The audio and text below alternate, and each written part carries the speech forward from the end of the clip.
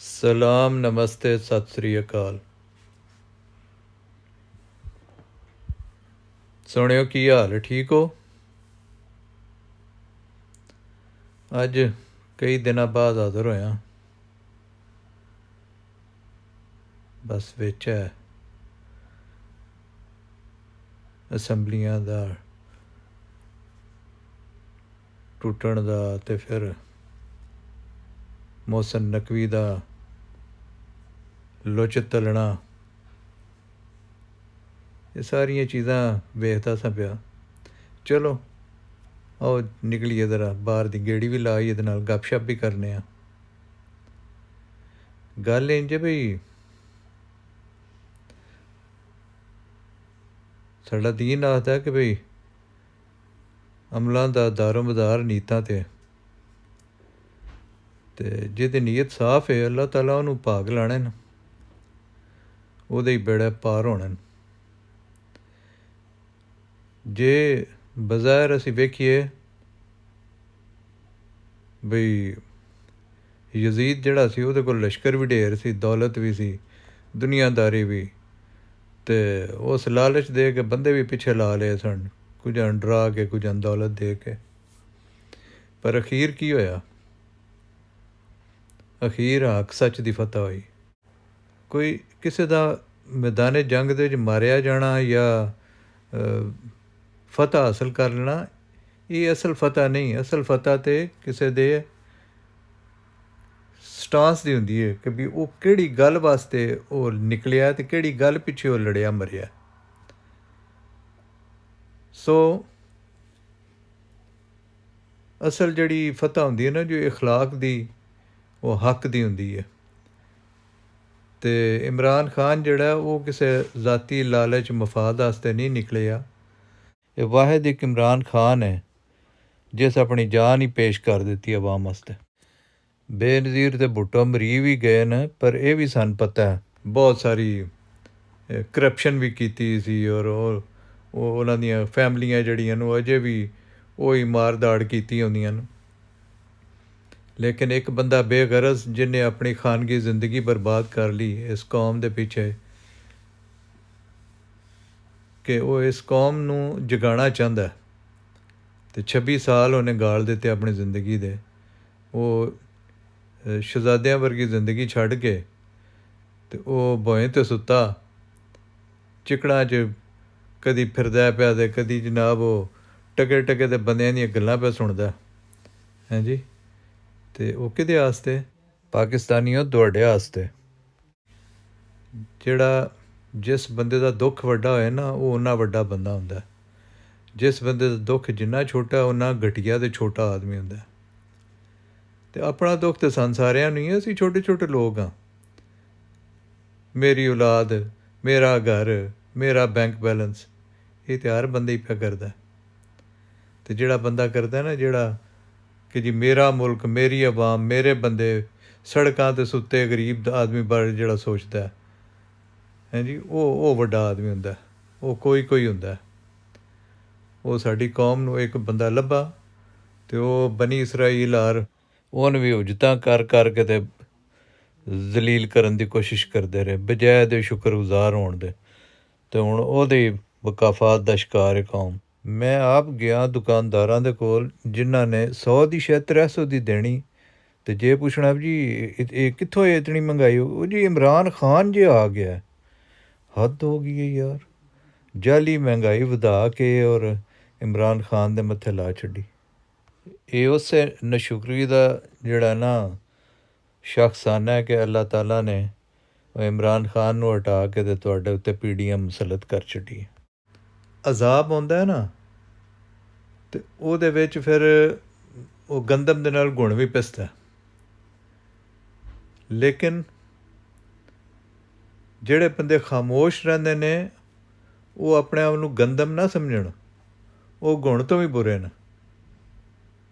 ਇੱਕ ਬਸਤੀ 'ਤੇ ਅੱਲਾਹ ਤਾਲਾ ਨੇ ਅਜ਼ਾਬ ਭੇਜਣ ਦਾ ਫੈਸਲਾ ਫਰਮਾਇਆ, ਅਤੇ ਉਹ ਜਿਹੜਾ ਫਰਿਸ਼ਤਾ ਸੀ ਜਿਹਨੇ ਜਾ ਕੇ ਉੱਥੇ ਉਹ ਗਦਰ ਮਚਾਉਣਾ ਸੀ, ਉਸ ਆਖਿਆ ਯਾ ਅੱਲਾ ਉੱਥੇ ਇੱਕ ਤੇਰਾ ਬੜਾ ਨੇਕ ਬੰਦਾ ਵੀ ਰਹਿੰਦਾ, ਉਹ ਤਾਂ ਹਰ ਵੇਲੇ ਹੀ ਸਜਦੇ 'ਚ ਹੀ ਪਿਆ ਰਹਿੰਦਾ। ਅਤੇ ਉਹ ਅੱਲਾਹ ਤਾਲਾ ਆਖਿਆ ਵੀ ਉਹਦੇ ਪਾਸੋਂ ਕੰਮ ਸ਼ੁਰੂ ਕਰੀ। ਕਿਉਂਕਿ ਉਸ ਨੂੰ ਕਦੀ ਸ਼ਰਮ ਹੀ ਨਹੀਂ ਆਈ ਕਿ ਉਹ ਕਿਸੇ ਇਸ ਬੁਰਾਈ ਦੇ ਖਿਲਾਫ ਬੋਲੇ। ਉਸ ਕਦੀ ਇਹ ਬੁਰਾਈ ਨੂੰ ਮਾਈਂਡ ਹੀ ਨਹੀਂ ਕੀਤਾ। ਸੋ ਉਹ ਲੋਕ ਜਿਹੜੇ ਖਾਮੋਸ਼ ਰਹਿੰਦੇ ਨੇ ਅਤੇ ਉਹਨਾਂ ਦੇ ਆਸ ਪਾਸ ਜਿਹੜਾ ਉਹ ਜ਼ੁਲਮ ਅਤੇ ਬੁਰਾਈ ਹੁੰਦੀ ਰਹਿੰਦੀ ਹੈ, ਉਹ ਜ਼ਿਆਦਾ ਰਿਸਪੋਂਸੀਬਲ ਨੇ। ਉਹਨਾਂ ਦਾ ਜ਼ਿਆਦਾ ਮਤਲਬ ਜਿਹੜਾ ਉਹ ਘਾਟਾ ਨੱਪਿਆ ਜਾਣਾ। ਇਹ ਜ਼ਿੰਦਗੀ ਜਿਹੜੀ ਹੈ, ਕਿਆ ਤੁਸੀਂ ਅੱਜ ਸੋਚੋ ਉਹ ਹੀ ਸਿਚੁਏਸ਼ਨ ਫੇਰ ਬਣੀ ਖਲੋਤੀ ਹੈ ਕਿ ਕਿਆ ਹਰ ਬੰਦਾ ਆਪਣੇ ਉੱਤੇ ਗੌਰ ਕਰੇ ਨਾ, ਉਹ ਆਪਣੇ ਕਿਰਦਾਰ ਨੂੰ ਪਰਖੇ ਕਿ ਅਗਰ ਅੱਜ ਹੁਸੈਨ ਅਲੈਹਿਸਲਾਮ ਹੁੰਦੇ ਤਾਂ ਕਿਆ ਤੁਸੀਂ ਉਹਨਾਂ ਦੇ ਪਿੱਛੇ ਹੁੰਦੇ ਜਾਂ ਤੁਸੀਂ ਯਜ਼ੀਦ ਪਿੱਛੇ ਹੁੰਦੇ? ਤੁਸੀਂ ਖੌਫਜ਼ਦਾ ਹੋ ਜਾਂਦੇ ਜਾਂ ਤੁਸੀਂ ਲਾਲਚ ਵਿੱਚ ਆ ਜਾਂਦੇ? ਅੱਜ ਉਹ ਹੀ ਸਿਚੁਏਸ਼ਨ ਫੇਰ ਬਣੀ ਪਈ ਹੈ। ਉਹ ਪਾਕਿਸਤਾਨੀਓ ਸੋਚੋ ਕਿ ਤੁਸੀਂ ਕਿਸੇ ਲਾਲਚ ਪਿੱਛੇ ਜਾਂ ਕਿਸੇ ਖੌਫ ਪਿੱਛੇ ਚੁੱਪ ਹੋ, ਜਦ ਕਿ ਤੁਹਾਨੂੰ ਪਤਾ ਹੈ ਕਿ ਇੱਕ ਬੰਦਾ ਉਹ ਉਹਨੂੰ ਆਪਣਾ ਕੋਈ ਜ਼ਾਤੀ ਗਰਜ਼ ਲਾਲਚ ਨਹੀਂ, ਅਤੇ ਉਹ ਤੁਹਾਡੇ ਵਾਸਤੇ ਜਾਨ ਮਾਰਦਾ ਪਿਆ। ਉਹ 70 ਤੋਂ ਉੱਤੇ ਹੋ ਗਿਆ ਹੁਣ, ਉਹਨੇ ਕਿੰਨਾ ਕੁ ਹੋਰ ਜੀ ਲੈਣਾ। ਉਹ ਤੁਹਾਡੀਆਂ ਆਉਣ ਵਾਲੀਆਂ ਨਸਲਾਂ ਵਾਸਤੇ ਉਹ ਇਹ ਸਾਰੀ ਜਦੋਜਹਿਦ ਕਰਦਾ ਪਿਆ। ਗੁਜ਼ਸ਼ਤਾ 26-27 ਸਾਲ ਤੋਂ ਲੱਗਾ ਉਹ। ਅਤੇ ਜੇ ਤੁਸੀਂ ਉਹਦਾ ਮੁੱਲ ਨਾ ਪਾਏ ਤਾਂ ਤੁਸੀਂ ਆਪਣੇ ਹੀ ਨੁਕਸਾਨ ਕਰਨਾ। ਇਹ ਤੁਹਾਡਾ ਨੁਕਸਾਨ ਹੈ ਜੇ ਤੁਸੀਂ ਮਹਿਸੂਸ ਕਰੋ। ਤਾਂ ਜਦੋਂ ਉਹਦੀ ਹਕੂਮਤ ਬਣੀ ਵੀ ਅਤੇ ਜਿੰਨੇ ਕਰਪਟ ਲੋਕ ਸਨ ਉਹ ਸਾਰੇ ਉਹਦੇ ਖਿਲਾਫ ਮੁਸਲਸਲ ਮੁਤਹਰਕ ਰਹੇ। ਈਵਨ ਹਾਜੀ ਸਾਹਿਬ ਜਿਹੜੇ ਨੇ ਉਹ ਵੀ ਉਹਦੇ ਖਿਲਾਫ ਮੁਕੰਮਲ ਮੁਤਹਰਕ ਰਿਹਾ ਹੈ ਕਿ ਵੀ ਕਰਪਸ਼ਨ ਜਾਰੀ ਰਵੇ। ਜੋ ਹਾਜੀ ਹੈ ਅਤੇ ਉਹ ਲੁੱਟ ਕੇ ਲੈ ਗਿਆ।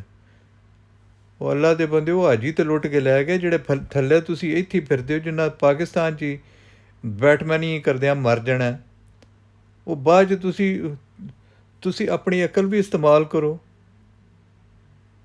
ਕਿਆ ਤੁਸੀਂ ਤੁਹਾਡੀ ਵਫਾਦਾਰੀ ਰੱਬ ਅਤੇ ਰਸੂਲ ਦੇ ਨਾਲ ਹੋਣੀ ਚਾਹੀਦੀ ਹੈ? ਤੁਹਾਡੀ ਵਫਾਦਾਰੀ ਜਿਹੜੀ ਉਹ ਬਾਜਵੇ ਨਾਲ ਅਤੇ ਹਾਫਜ਼ ਨਾਲ ਹੋਣੀ ਚਾਹੀਦੀ ਹੈ?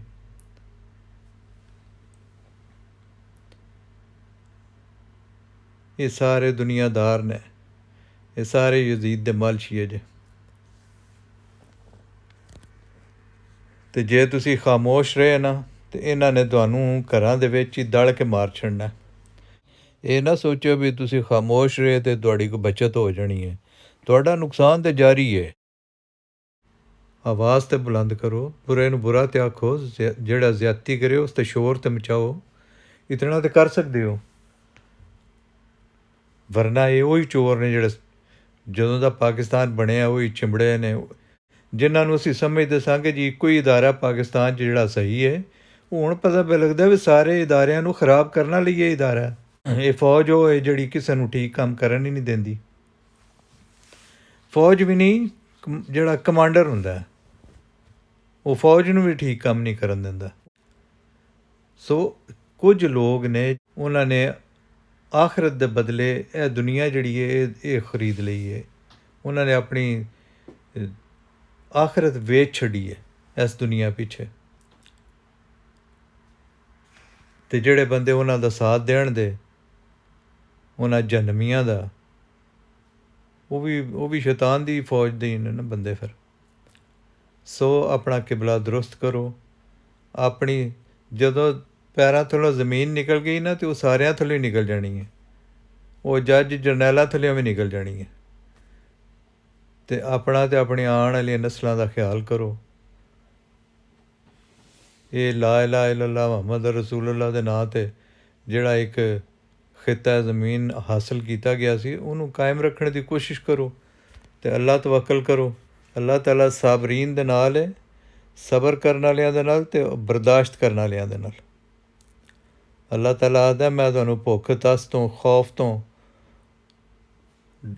ਅਜ਼ਮਾਵਾਂਗਾ। ਇਹ ਅਜ਼ਮਾਇਸ਼ ਦੀਆਂ ਘੜੀਆਂ ਨੇ, ਅਤੇ ਜੇ ਤੁਸੀਂ ਖਲੋਤੇ ਰਹੇ ਅਤੇ ਇਨਸ਼ਾ ਅੱਲਾ ਫਤਹ ਤੁਹਾਡੀ ਹੋਏਗੀ।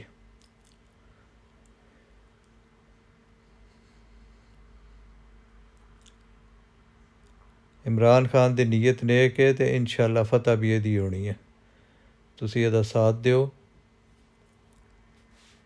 ਅਤੇ ਸਬਰ ਅਤੇ ਇਸਤਕਾਮਤ ਦੇ ਨਾਲ ਰਹੋ।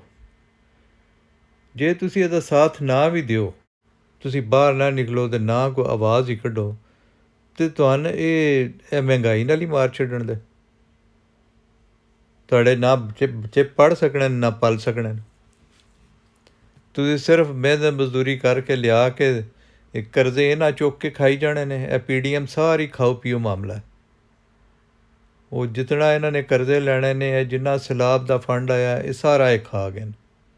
ਇਹ ਤਾਂ ਉਹ ਲੋਕ ਨੇ ਜਿਹੜੇ ਇਮਰਾਨ ਖਾਨ ਨੇ ਉਹ ਸੜਕਾਂ 'ਤੇ ਜਿਹੜੇ ਸਰਦੀਆਂ 'ਚ ਬਾਹਰ ਬੰਦੇ ਪਏ ਹੁੰਦੇ ਸਨ, ਉਹਨਾਂ ਵਾਸਤੇ ਅਗਰ ਇਹਨੇ ਕੋਈ ਸ਼ੈਲਟਰ ਬਣਾਏ, ਕੋਈ ਉਹਨਾਂ ਰੋਟੀ ਪਾਣੀ ਦੇਣਾ ਸ਼ੁਰੂ ਕੀਤਾ, ਅਤੇ ਇਹ ਸਾਰੇ ਉਹਦੇ 'ਤੇ ਮਜ਼ਾਕ ਉਡਾਉਂਦੇ ਸਨ।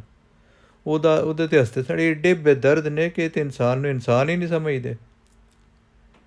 ਅਤੇ ਉਹਨਾਂ ਨੂੰ ਹਾਜੀ ਸਾਹਿਬ ਨੇ ਲਿਆ ਕੇ ਉਹ ਸਾਰਿਆਂ ਨੂੰ ਲਿਆ ਕੇ ਅਤੇ ਉਹ ਤੁਹਾਡੇ ਉੱਤੇ ਬਿਠਾ ਦਿੱਤਾ ਵੀ ਤੁਹਾਨੂੰ ਖਾ ਜਾਣ ਵੇਚ ਕੇ।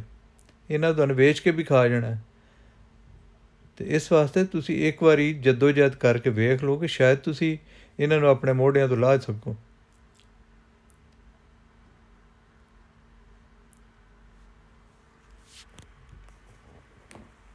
ਜੇ ਤੁਸੀਂ ਨਾ ਵੀ ਲਾ ਸਕੇ, ਮੁਮਕਿਨ ਹੈ ਚਿੰਗਾਰੀ ਜਿਹੜੀ ਇਹ ਜਲਦੀ ਰਹੇ ਅਤੇ ਇਹ ਅੱਗੇ ਜਾ ਕੇ ਤੁਹਾਡੀਆਂ ਨਸਲਾਂ ਨੂੰ ਇਸ ਜ਼ੁਲਮ ਤੋਂ ਨਿਜਾਤ ਦੇ ਦੇ। ਅਤੇ ਜੇ ਤੁਸੀਂ ਦਮ ਦੇ ਗਏ ਤਾਂ ਫਿਰ ਤੁਹਾਡੀ ਜ਼ਿੰਦਗੀ ਵੀ ਬਰਬਾਦ, ਅਤੇ ਆਉਣ ਵਾਲੀਆਂ ਨਸਲਾਂ ਦਾ ਤਾਂ ਫਿਰ ਬੇੜਾ ਗਰਕ ਹੈ ਹੀ ਹੈ।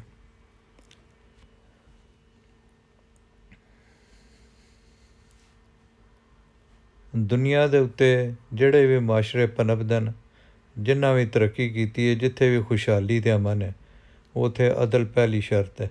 ਇਹ ਦੀਨ ਦੀ ਸ਼ਰਤ ਹੈ। ਅਤੇ ਸਾਡੇ ਮੁਲਕ ਦੇ ਵਿੱਚ ਬੇਅਦਲੀ ਬਾਕਾਇਦਾ ਇਹਨਾਂ ਜਰਨੈਲਾਂ ਨੇ ਬੇਅਦਲੀ ਫੈਲਾਈ ਹੈ।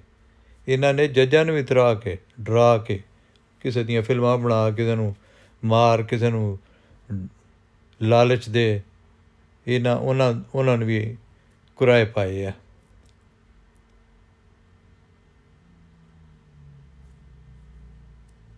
ਉਹ ਜੋ ਕੁਝ ਮਿਸਰ ਦੇ ਵਿੱਚ ਹੋਇਆ ਨਾ, ਉੱਥੇ ਉਹ ਜਰਨੈਲਾਂ ਨੇ ਕੀਤਾ, ਉਹ ਕੁਝ ਹੀ ਹੁਣ ਇੱਥੇ ਦੇ ਜਰਨੈਲ ਜਿਹੜੇ ਨੇ ਉਹ ਇਹ ਕੋਸ਼ਿਸ਼ ਕਰਦੇ ਨੇ। ਉਹਨਾਂ ਨੇ ਉੱਥੇ ਦਾ ਇੱਕ ਨੇਕ ਆਦਮੀ, ਇੱਕ ਸਦਰ ਆਇਆ ਸੀ ਮੁਰਸੀ, ਉਹਨੂੰ ਮਾਰ ਛੱਡਿਆ। ਅਤੇ ਇਹ ਕੁਝ ਹੀ ਹੁਣ ਇਹਨਾਂ ਇਮਰਾਨ ਖਾਨ ਦੇ ਨਾਲ ਕਰਨ ਦੀ ਕੋਸ਼ਿਸ਼ ਪੇ ਕਰਦੇ ਨੇ। ਅਤੇ ਜੇ ਉਹ ਮਰੀਕ ਹੈ ਤਾਂ ਮਰੀਕ ਤੁਸੀਂ ਸਾਰੇ ਹੀ ਗਏ ਸਮਝੋ। ਫਿਰ ਤੁਸੀਂ ਮੁੱਦਤਾਂ ਜਿਹੜਾ ਨਾ ਫਿਰ ਭੁੱਲ ਜਾਓ ਕਿ ਤੁਸੀਂ ਕੋਈ ਆਜ਼ਾਦੀ ਤੁਹਾਨੂੰ ਨਸੀਬ ਹੋਏ ਦੀ, ਜਾਂ ਤੁਸੀਂ ਕੋਈ ਤਰੱਕੀ ਖੁਸ਼ਹਾਲੀ ਵੇਖ ਸਕੋ। ਤੇ ਫਿਰ ਤੁਸੀਂ ਬਸ ਬੂਟਾਂ ਦੇ ਥੱਲੇ ਲੱਗੀ ਮਿੱਟੀ ਵਾਲੀ ਤੁਹਾਡੀ ਹਸੀਅਤ ਹੋਣੀ ਹੈ। ਆਪਣੇ ਰੱਬ 'ਤੇ ਤਵੱਕਲ ਕਰੋ ਅਤੇ ਸਬਰ ਅਤੇ ਇਸਤਕਾਮਤ ਦੇ ਨਾਲ ਅਤੇ ਦਲੇਰੀ ਦੇ ਨਾਲ ਕੰਮ ਲਓ। ਰੋਜ਼ ਮਰਨ ਨਾਲੋਂ ਬਿਹਤਰ ਹੈ ਬੰਦਾ ਇੱਕ ਵਾਰੀ ਮਰ ਜਾਏ। ਉਹ ਮਰਨਾ ਤਾਂ ਹੈ ਹੀ, 1000 ਸਾਲ ਵੀ ਜੀ ਲਓ ਅਤੇ ਫਿਰ ਵੀ ਮਰਨਾ। ਅਤੇ ਇੱਜ਼ਤ ਦੀ ਮੌਤ ਜਿਹੜੀ ਹੈ ਉਹ ਗਿੱਦੜ ਦੀ ਮੌਤ ਨਾਲੋਂ ਬਹਰਹਾਲ 1000 ਦਰਜੇ ਬਿਹਤਰ ਹੈ।